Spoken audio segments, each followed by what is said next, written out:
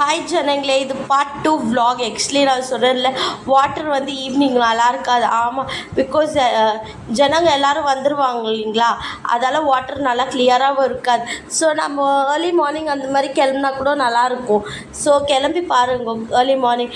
நாங்கள் 6 o'clock போனோம், நாங்கள் வந்து 10 o'clockலாம் ரீச் ஆகிட்டோம். அதே மாதிரி நல்லா இருந்துச்சு, வாட்ரு விளாட்றதுக்கு கிளியராக இருந்துச்சு.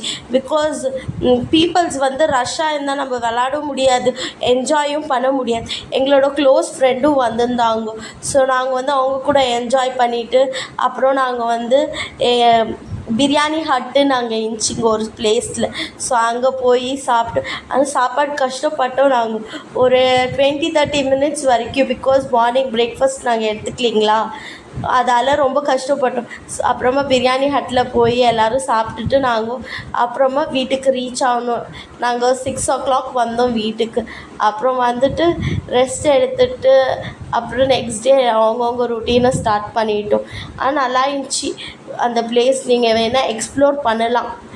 யார் யங்ஸ்டர்ஸ்க்கு நல்லாயிருக்கும். அதே மாதிரி சம்மர் வெக்கேஷன் கிட்டுங்களுக்கு கூட்டிகிட்டு போகலாம்.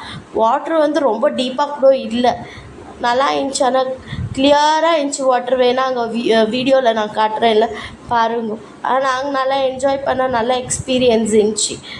காஸ்ட்டு கம்மியாக தான் இருந்துச்சு. எங்களுக்கு ஒன்லி ட்ராவலிங் எக்ஸ்பென்ஸ் தான் அதிகமாக இருந்துச்சு இதில்.